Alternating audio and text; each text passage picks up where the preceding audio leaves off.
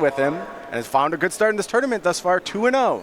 And Justin's deck is a little bit different. Normally you see these Judith decks trying to like accrue value, maybe have some sort of sacrifice outlet and use that alongside Judith to control your opponent's battlefield presence, but Justin is doing things differently, has things like Heartfire, Dreadhorde Butcher. He is very much an aggressive deck. Also, Fireblade Artist, Heroic Reinforcements. He's here to kill people. Yeah, I like the look of what Justin's doing quite a bit. It's funny, too, even outside the Commander Arena, still leaning on those powerful legends. There you see a look at our players' hands. Love this new hand cam here on SCG. Justin with a fairly nice start there. Looks like he's got 1-drop into 2-drop.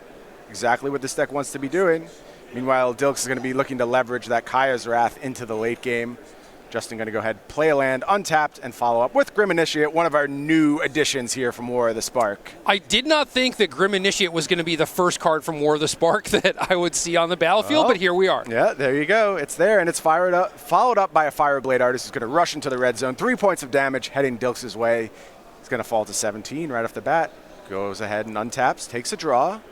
If you're Dilks playing Esper Control, basically widely considered to be one of the best decks in the format, if not for Simic Nexus, it's number 1 or number 2, right? Agreed. And your opponent starts with Grim Initiate into Fireblade Artist. How scared are you? It depends on your configuration, I think, because I think one of the problems these Judith decks had for a long time is they were really being farmed by Cry of the Carnarium. I think that's a card that in early days of Standard, people are going to try and get away with not playing. And in fact, Dilks does not have a copy of Cry of the Carnarium in his main deck. So if Judith can leverage some of the stickiness that some of its threats has, then Justin Parnell may be able to find some victories here. But I think once Cry of the Carnarium shows up, Dilks is going to get a lot more comfortable with the matchup. Yeah, look at the amount of value that Cry of the Carnarium would deal here. And Parnell rightfully choosing to just go for it effectively. Like, if you sit back on this 3 points a turn, you're not really going to accomplish a whole lot. And Absolutely. You're not even sure how many Cry of the Carnariums your opponent might have in their deck. And I've seen this trend a lot with people sharing their deck lists on Twitter and even at the Arena deck list account. People are cutting back on Cry of the Carnarium and just leaning on Kaya's Wrath. And I think for the early stages of a format, that's probably a fine place to be because you don't know if there's going to be a lot of white aggro decks, red aggro decks, or green aggro decks. So. Right. Hard to choose your removal efficiently. You want to go with as broad as possible of a spell, and Kaya's Wrath is, in fact, that. There you see Cast Down targeting that hero of Precinct 1. Tide Taker. I'm sorry. A little similar in art. 1 dub, 2 power, has stuff to do with tokens. Right. There comes that Spirit token from the Tide Taker. So Parnell still with a fine battlefield presence, even after facing down a removal spell. Going to go ahead and swing in for 4 points of damage. That's going to drop Dilks down to 10. And here's a follow-up Tithe Taker. It's so critical here. That is going to take Dilks off of Kaya's Wrath mana on this turn.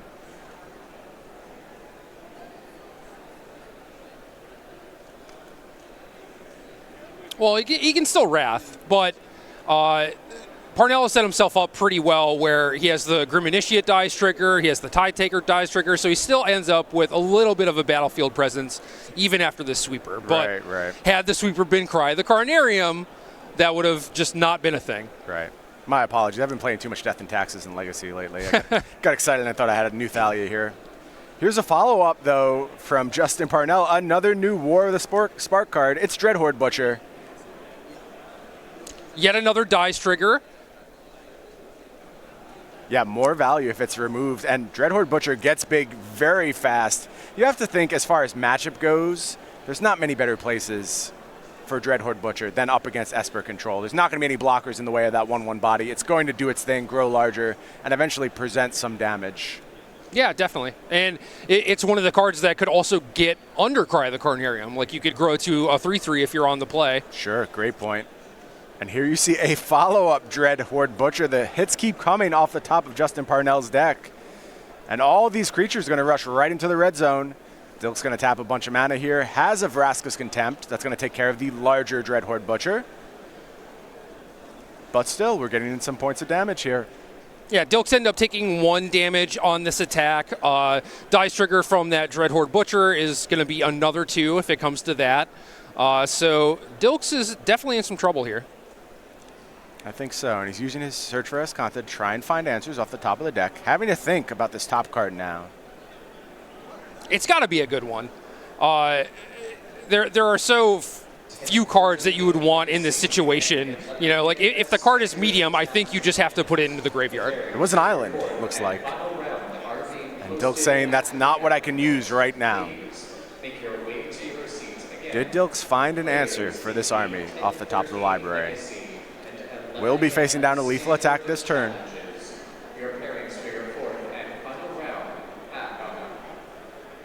Dilks going to go ahead, tap 5 mana here. That's Teferi. That card hasn't gone anywhere. In fact, he's just created more copies of himself post-War of the Spark.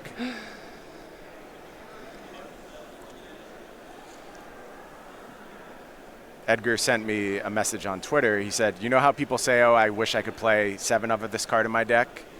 He said he feels that way about Teferi, so he did just, in fact, play 7 copies of Teferi in his deck. Well, they're not the same. They're not the same. I agree, Jerry. But you get what he's saying. I do. Could always go down the Spark double rabbit hole. Sure. Played against Ken Yukihiro on Arena the other day, and he was Spark doubling, trying to make as many Planeswalkers as possible. Yeah, Spark Double, an interesting card. I think it's going to be hard for some of those, we'll say trixier cards to shine, just because this format is so ruthless in so many ways. There are these polar points of aggression as well as control in the form of Esper Control, and then there's just the mid-range obliterator in the form of Simic Nexus. Dilk's going to go ahead and fire off a removal spell on that Butcher, and importantly, it's a bounce spell, actually. It's Tyrant Scorn, and that's going to return the Butcher to hand, so the Dies trigger does not go off. Yeah, no Dies trigger from the Butcher or from the Cruel Celebrant that Parnell played, which correct is okay, but if you're Dilks, you still have to deal with the Celebrant, the 2 tokens, the Dreadhorde Butcher problems in hand. Yeah, he's got real problems, and can he find a way out? One of the best cards, I think, would be something like Oath of Kaya. Removal spell that also gains you life, kind of gives you a little bit of breathing room. And Dilks does have 2 copies of Oath of Kaya in his deck this weekend. I've talked to players about that card. Opinions are mixed right now. Some people think it's good, some people think it's a little clunky. Dilks, though, is a fan. 2 copies. I think it's good. It would have been a sideboard card for me. Okay. So really it depends on your expected metagame. Well, even in this world with all the 3-mana Planeswalkers, Oath of Kaya can usually just take one of those out. Right. So Dilks is going to go ahead and tuck that Cruel Celebrant away. Has a follow-up. It's Kaya's Wrath. And that's going to clear the board. And Dilks looking to have somewhat stabilized on 2 life. We do know, though, Parnell with a hasty attacker in hand. Going to go ahead and deploy a shock land here. Fall to 16. And here comes Heroic Reinforcements. And he's just going for it. He's been sitting on this Heroic Reinforcements for so long. And it's going to get the job done. And Justin Parnell picks up game 1 against Matthew Dilks. Mardu Judith victorious over Esper Control. And I think Parnell had to get that game 1 because I do think things get much tougher for the Mardu Judith deck in post-board games. Why don't we start over on Dilks' side, where we're looking at 4 Thief of Sanity, 2 Duress, 2 Cry of the Carnarium, 2 Voner Butcher of Magan, not a card we see all that often, 2 Hostage Taker, 1 Moment of Craving, 1 Teferi Time Reveler, and finally 1 Dovin's Veto. Jerry, what are you doing here if you're Matthew Dilks? I think normally if you knew that your opponent was just playing a Judith deck, you might sideboard a little bit differently, but given how aggressively slanted Parnell's deck very obviously is, I think Dilks has to just basically treat Parnell's deck like he's a mono-red deck. So things like Vona should probably come in, Moment of Craving, certainly Cry of the Carnarium, and maybe Hostage Taker, not necessarily like expecting to get a lot of good value from it, but it is just a 2/3 body that blocks reasonably. It's enough. It's enough. I agree with you. Meanwhile, over on Justin Parnell's side, we are looking at 4 Duress, 3 Tocatli Guard, 3 Shock, 3 Despark, 2 Sorin Vengeful Bloodlord. Jerry, what are you doing here if you're Justin? Definitely like the Duresses a lot. I'm pretty sure that between Simic Nexus and Esper Control, that is the matchup specifically that those are here for. You definitely want to use Duress to trade with a sweeper and let you know kind of what removal spells you have to play around. And Sorin is a nice source of like recursive damage and also just a way to bring your important threats back on the battlefield, and it's a pretty good response to a sweeper. Other than that, you could do things like bring in Despark, but it's not really the game plan that you want to be enacting. You're not too worried about like their Teferis and stuff like that. You'd much rather just be focusing on getting your opponent from 20 to 0. Right. You don't want to get too reactive in these post-board games. Real quick, looking over Justin's deck, what are you looking to get rid of if you're in the position of the Judith deck? I'm assuming things like Heartfire that leave you a little vulnerable to counter magic. Maybe the Mortifies if you're not super concerned about creatures. But that's always the dance, right? These Esper control decks always capable of bringing in threats in post-board games. And of course, we mentioned Vona, Butcher of Magan, ready to come down. Justin will probably need to answer that card if he's going to find success in this matchup. Probably, but I think that the Mardu deck is one that can beat a giant life-linking threat. Okay. Maybe not easily, but it is still very possible. And I don't think that I would keep Mortify in the dark expecting something like Vona or Lyra. I think for the most part, you just get rid of stuff like that. And the weaker threats, maybe. Things like a couple Footlight Fiends can probably go. Maybe Cruel Celebrant is not as powerful as you'd want. And certainly anything with a Dice Trigger I would want to keep around. The Grim Initiates, the Tithe Takers for sure.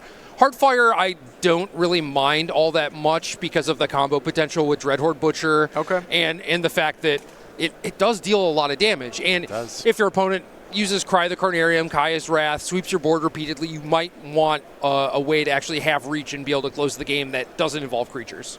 We'll have to see what Justin thinks. Meanwhile, if you're itching to play with these brand new War of the Spark cards, you can order right here at Star City Games. Go.starcitygames.com/war.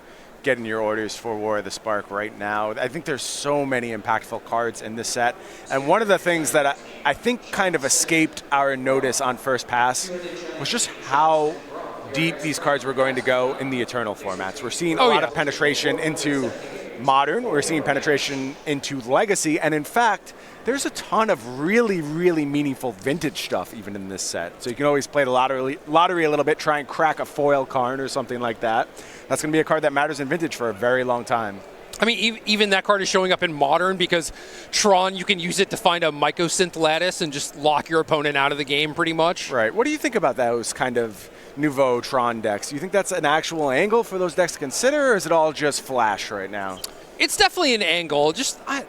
It's so powerful if you actually get to do that. It does kind of suck that Tron is very good at playing a Karn Liberated, a Wormcoil Engine, an Ugin, Oblivion Stone, these things that have an immediate impact, whereas Karn Great Creator doesn't necessarily impact the battlefield immediately. It's more so good against, like Tron Mirrors, control decks, things like that, maybe even combo decks. So to me, it seems a little bit sketchy, but certainly that combination is super powerful. Right. I think it's interesting, too, that in fail states for Tron, it does provide some kind of alternate plan where in a lot of cases you just be sitting there, not unable to cast any of your spells. At least you can do something with your Karn, try and find some way to stem the bleeding, get to 7 mana, and play the big Karn at some point. Yeah, I mean, you could even do things like play an Expedition map in your sideboard if you wanted to do like weird stuff like that. I don't necessarily think that that's the best approach, but you should definitely have something in mind to Karn for if you don't actually have Tron and a bunch of mana. Both players on a mulligan to 6 here. Take a little peek at their hand. We do see D-Spark for Justin Parnell, as well as Duress. So we're going to get a full look here at Dilks' hand. Tyrant scoring the only option, and you see the rest of his hand comprised of very, very powerful creatures in the form of Thief of Sanity and Vona, Butcher of Magan. Yeah, we knew the Vona was going to come in. Thief of Sanity was one of the cards that people started utilizing in more and more matchups. Right. I think the mono blue aggro was the first one where it's like, oh, it's actually good here. And then people started trying to bring it in against the white aggro decks. And it's like, oh, it's pretty good in this matchup too. So I'm not super surprised to see Dilks lean on it here. There are probably a lot of clunkier cards that he can shave to make room for a cheaper threat like this. All right. And there is that Thief of Sanity that's going to enter the battlefield. But Midnight Reaper is here. One of the best cards in the matchup by far. Absolutely, yeah. And being able to use Duress to clear the way, to actually protect the Midnight Reaper, but it is going to be tough when trying to fight through this Thief of Sanity too, because it's likely going to give Dilks a bunch of blockers. And here comes Thief of Sanity. Dilks going to go ahead and take a look at those top cards of Justin's deck. Not much of a choice there. There are a couple lands floating around. Mills 2 red sources. Yeah, and Justin with the Judith stuck in hand right now, so relevant. Don't think that's what he was intending, but sometimes it just works out that way.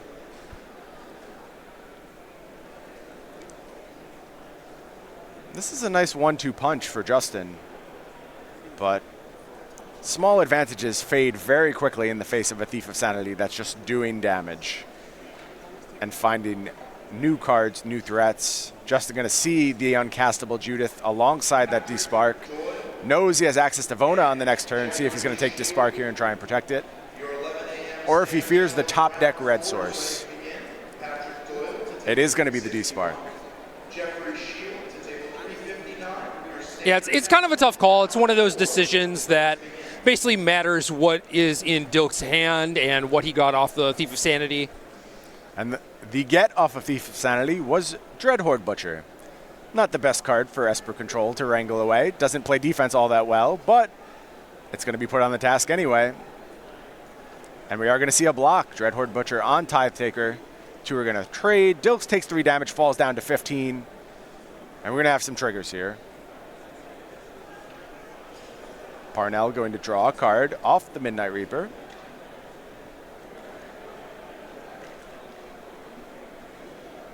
There's a lot of flicking cards back and forth presently. Yeah, I think Dilks may be wondering if he could actually kill the Spirit made from the Tithe Taker, but Spirit is not yet on the battlefield for him to target when the Dreadhorde Butcher's dice trigger happens. Nice follow-up here from Parnell in the form of another Tithe Taker as well as Cruel Celebrant. Here comes Thief of Sanity into the red zone. Let's take a look at those top 3, please. Short of color, but still making enough stuff happen. Mm-hmm.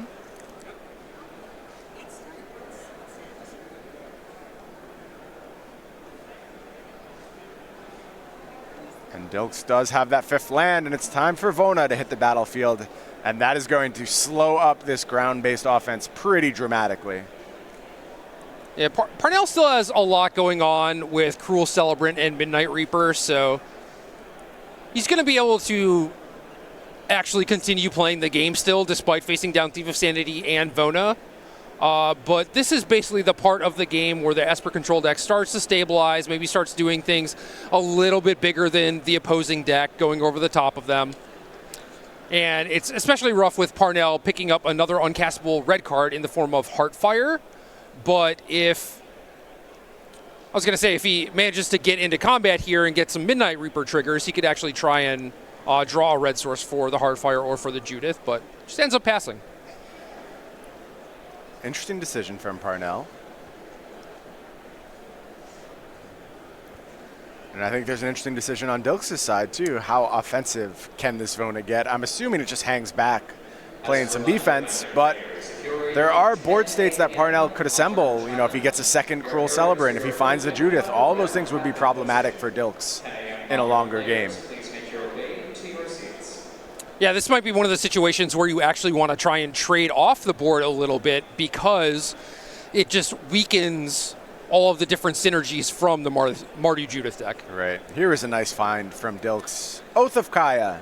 Going to come down, do 3 damage, gain 3 life. That's going to take care of that Midnight Reaper, and that's going to change the complexion of this battlefield quite a bit now, as it looks like both creatures head into the red zone. Vona with that 4/4, Vigilant, life-linking body, Thief of Sanity in the air, trying to take a peek at 3 more cards off the top of Justin's deck. And with Midnight Reaper gone now, you don't mind trading off Vona for basically the remainder of what Justin has. He's gonna be left with a Spirit from the Tithe Taker if he wants to trade all 3 things for Vona, but that's really not that big of a deal. And then things like Judith, Heroic Reinforcements, even the Heartfire that Justin has. These cards get so much worse. Yeah, these Judith decks are essentially critical mass decks. You need a bunch of pieces all together, and that's the thing about the pressure of the Cry of Carnarium is that you just don't play well in the face of those kind of cards that can deal with multiple resources. You don't have enough engines to overcome that. Even something like Midnight Reaper just doesn't hold up in the face of Cry. Although here, we're just doing it with creatures. It's been enough. Parnell just passes the turn back. Looks like with a grip full of red cards at this point. Yeah, the mulligan was not kind to him, certainly. And now he's just so far behind with Thief of Sanity in Vona. Just continually accruing advantage for Dilks and slowly closing the door on this game. You know, I think these decks in the last format had these same mana issues. This is an ambitious mana base. It's one that does quite a bit of damage to itself, and the spread of cards across colors, pretty broad. You're asking for a good amount of red, a good amount of black, and a good amount of white. It's mostly a pretty even distribution, and that's tough to do successfully, and Parnell agrees it's not going to happen in this game. Scoops up the cards, and we get ready to head to Game 3. It's the key to Parnell finding a way into this Game 3. He's on the play now. That's got to matter a lot for this deck, right? Yeah, certainly. I would, if I were Parnell, I would just be looking to not be as reactive and continue on that beatdown plan and just try and establish a board presence and just keep trying to do your thing and not necessarily be reacting to things like Vona or Teferi. I would just not really be interested in something like D-Spark, especially when you're on the play. Yeah, I think this is a spot for variable sideboarding on the play and draw, and we do see Parnell reaching back into the deck, hopefully making some of those changes to regain some aggression. You can see how it's problematic to answer cards like Vona, and you certainly want outs to it, but if you just leave yourself short of threats in those early turns, you're not going to be able to make meaningful progress in this game, and at some point, Esper Control's cards are just better. Right, it's also kind of awkward that D-Spark is good against some of the stuff, like Vona, but Esper has things like Thought Erasure or Absorb, and if you're trying to use D-Spark to stop a Teferi, they've already drawn a card or talked one of your things, and D-Spark also doesn't deal with Thief of Sanity, so it's just a losing proposition every way around. Right. One of those cards that lines up in theory. It's answering the cards you're worried about, but in the actual practice of the game may not be quite as effective as you might expect. Yeah, and if you're doing your thing, Teferi is not even really that much of a problem because hopefully you have some sort of battlefield presence. Sure, we saw that game 1. And if your board has gotten swept and they play a Teferi and your response is D-Spark, you're still so far behind, it's probably just, again, like a losing proposition for you. Right. Yeah, definitely want to see Justin reclaim the aggressive role here. Also would like to see Justin with access to his 3 colors of mana, quite frankly. I think that'll improve his chances quite a bit. It helps. Yeah. It always helps. Casting your spells, very, very OP. Yeah, also, Justin has access to Heartfire, which is something that he can use to pull the trigger on basically all the cards we talked about. Thief of Sanity, Vona, Teferi. It handles all that stuff. How many direct answers do you actually need? Yeah. No, good question. And it's a way to reward that early aggression, too. It can just close the game out in a lot of spots. Players looking at their opening 7s right now. Looks like Parnell is happy. Dilks never looks happy, as we know. Oh, no, no. And in fact is not here. Going to go ahead and take a mulligan down to 6. It's a good start for Parnell. Exactly what he wants to see on the other side of the table.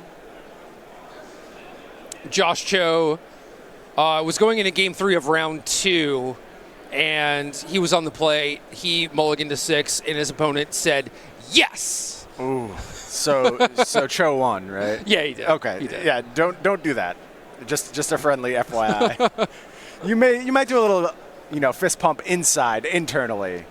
Externally. Keep it to yourself. Yes, that is not good for him. And the universe rightly punished it in that instance. Dilks taking a look at his 6 here.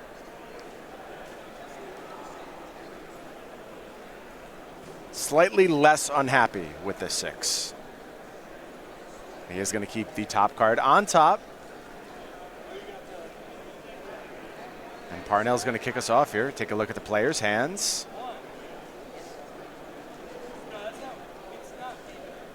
I think Parnell's lacking white mana in this hand. Uh-oh. Not again. And there's another black-red land off the top. Has a play, though, in the form of Fireblade Artist. That's going to get in for 2 points of damage with hasty attack. Midnight Reaper as a follow-up as well, which is nice. But the rest of the hand beyond that point, it's all white cards. He did just pick up a second copy of Midnight Reaper. And here's another attack from that Fireblade Artist. Dilk's going to fall to 16 very quickly. Would love to see something like Cry of the Carnarium here. Plays an untapped land and has the Cry, and you see just how backbreaking that can be for Parnell. Parnell, though, undaunted, follows up. Untapped land here. And Duress, going to take a look at what Dilks is working with. Sees a hand of Thief of Sanity, Kaya's Wrath, Absorb, and 2 lands. And that's good. It's certainly a good duress. Obviously, you would have preferred to be able to play that on turn 1, figure out the Cry of the Carnarium is coming, and now you're able to take a sweeper when your board has just already been decimated for the most part. Yeah, maybe a turn too late here. We are going to remove that Kaya's Wrath, and we have a fine follow-up here in the form of Midnight Reaper. Last 2 cards in hand, Tithe Taker, Cruel Celebrant, no white mana available. Just pretty awkward because even if Parnell draws a white source, he'll only be able to cast 1 spell. Right. Dilks presently without a second blue on the battlefield, but we do know he has Island in hand. That will be remedied on this turn. Going to deploy, and here comes Thief of Sanity. Looked pretty good in this matchup, Jerry. Yeah, so far. I mean, obviously you need help from the sweepers and everything, but this is effectively like a 3 mana Teferi. Yeah. You know? A lot of card advantage from that little 2/2 flyer. Round 3 pairings are being posted. Once again, 10:30 Sealed Spectacular. Your round 3 pairings are being posted. Please find your seats. Maybe one of the most game-warping creatures we've ever seen. As soon as Thief of Sanity enters the battlefield, the game becomes about managing that card every single time. It's a new sub-game, and once you get hit for the first time, you just feel like the game is over. Yeah, it can often feel that way. Looks like a Cruel Celebrant is going to be the take for Dilks. Hands back 2 lands.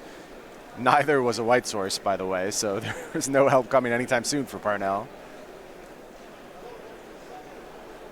Dilks deploys his 5th land as a follow-up here. Tap a little bit of mana, deploy that Cruel Celebrant.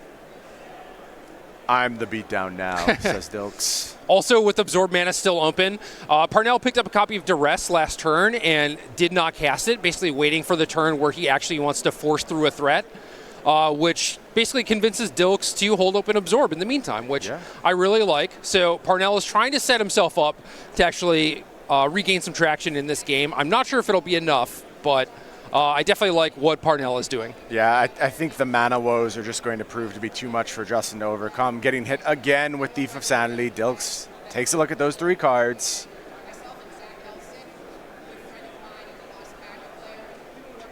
There is some actual white mana, although I think he's just taking a Dreadhorde Butcher. Yep, there we go. That's going to enter the battlefield. Again, not the best defensive creature I've ever seen, but it's there. Does its thing. It's free, you know? Yeah. You hit a spell off Thief of Sanity. I think that's fine. Yeah. I think you're happy about that. Looks like the draw was a Grim Initiate. Dilks going to go ahead and double block here on this Midnight Reaper. Are going to have some trades.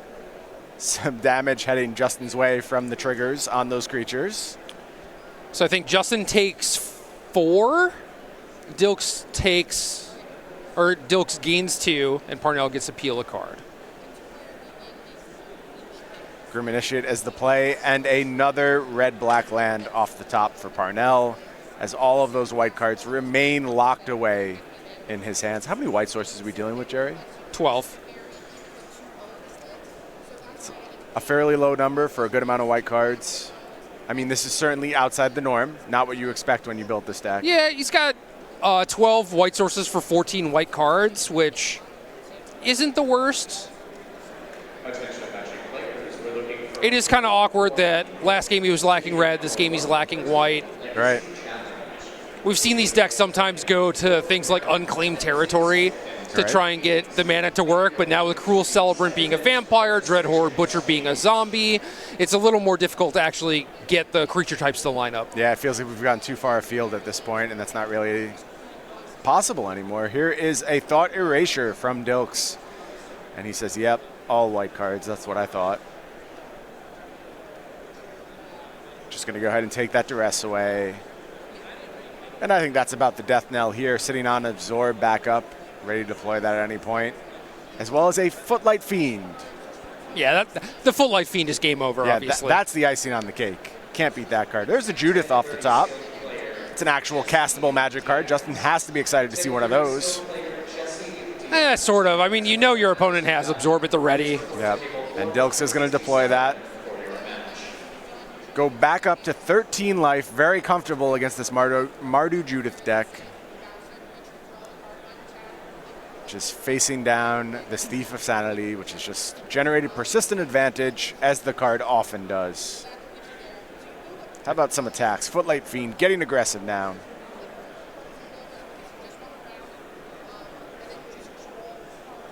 Are going to go ahead and block.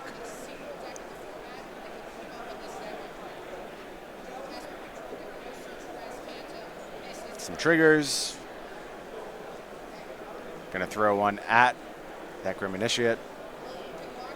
So we get to amass one. Zombie army hits the battlefield.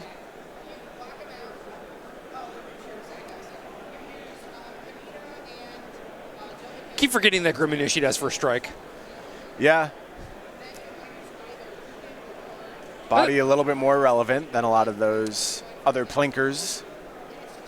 Well, it's pretty nice, especially with things like Judith, heroic reinforcements, different ways to actually pump up its power. No, I think it matters. I think it matters quite often. There is a white source for Justin Parnell. I'm sure he is overjoyed to see that. It's not going to matter one bit, but it feels nice to cast spells. Hey, too little, too late, you know? Yeah, unfortunate turn of events for Justin Parnell. I think his hand, even lacking white, was pretty well set up to deal with anything besides Cry of the Carnarium. And that is exactly what Dilks had. Yeah, especially after he picked up the second copy of Midnight Reaper. Right. If you got to play Fireblade Artist into Reaper, Kaya's Wrath is certainly going to be a big tempo play, right? But Parnell is going to have the biggest reload of all time. Yeah. Yeah, I think you only fear Cry in that spot. But Cry remains a problem for these Judith decks, one that they'll definitely have to figure out if they're going to be part of this metagame going forward. Because I only expect more copies of Cry as time goes on. And there you see, hands are extended. Matthew Dilks takes down Justin Parnell, 2-1, Esper control over Mardu Judith. And Dilks, fine start to another tournament, 3-0, obviously got 2 of those on bye, but picks up his first win. Love to see that early on as he battles to hold on to that #1 slot in our race for the Players' Championship.